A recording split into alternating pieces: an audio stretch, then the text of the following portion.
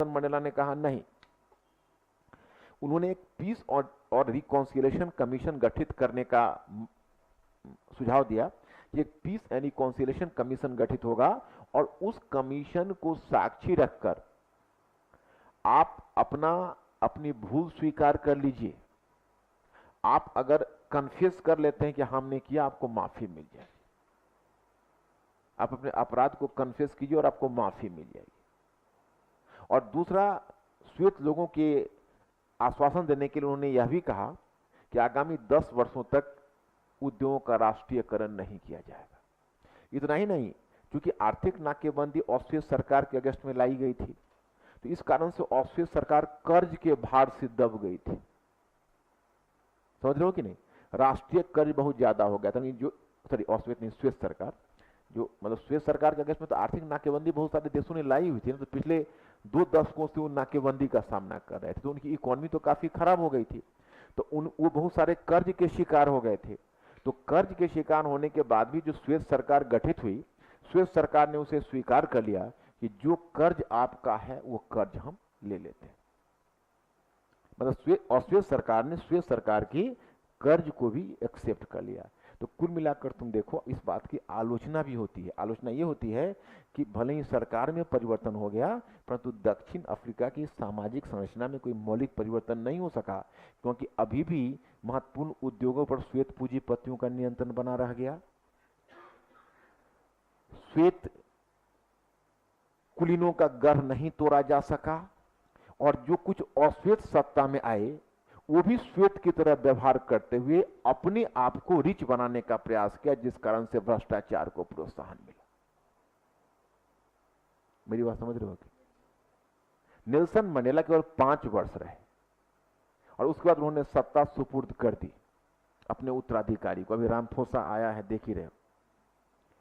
तो उसमें Nelson Mandela के बाद जो भी सरकार गठित हुई वो भ्रष्टाचार में लिप्त हो गई। और नेल्सन मंडेला का एक रिकॉर्ड दुनिया में जरूर है कि वो अफ्रीका के पहले लीडर थे जो फर्स्ट टेन्योर में रहे और फिर निकल गए हो। नहीं तो केनेथ कोंडा वगैरह की स्थिति देखो, हम बचपन से ही केनेथ कोंडा का नाम सुन रहे हैं, और आज तक तुम देखो तो केनेथ कोंडा कोई न कोई रूप में। लीबिया का जो कर्नल गद्दाफी था, उस पर एक पत्रकार ने लिखा था कि मैं क्लास 6 में जब पढ़ता था तो टीचर के द्वारा पूछा जाता था कि who was the head of Libya.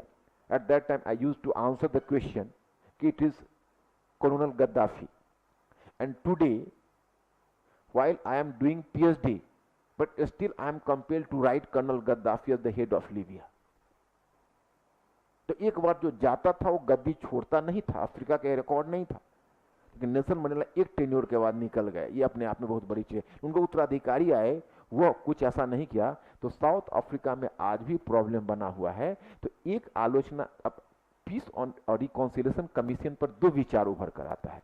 एक विचार यह है कि दुनिया में और भी सारे क्षेत्रों में, जैसे इंडिया, भारत में जैसे मुस्लिम और हिंदू के बीच राइट्स के बाद पैचअप नहीं हो रहा है, तो एक पीस एंड रिकॉन्सिलेशन कमीशन यहाँ भी बन जाता और लोग अपने अपने गुनाह को स्वीकार कर लेते, तो हो सकता है कि हृदय का मिलन हो जाता।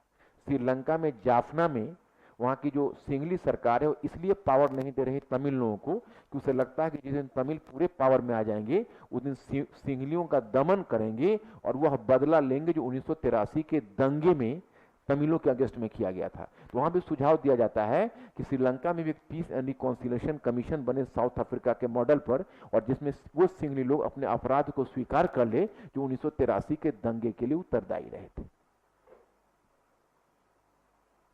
लेकिन एक दूसरा विचार आता है, तो ह्यूमैनिटीज है, तुम देखते हो हर चीज के 2 विचार होते हैं।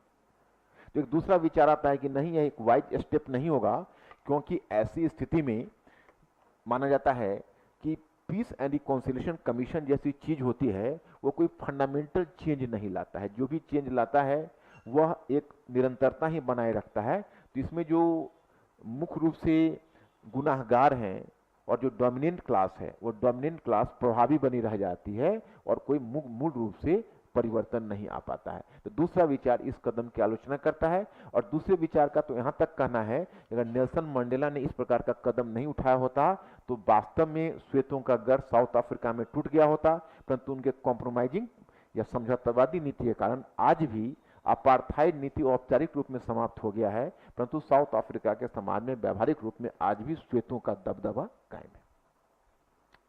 Are you clear? तो यही मुद्दा है। अब इसमें लिखिएगा।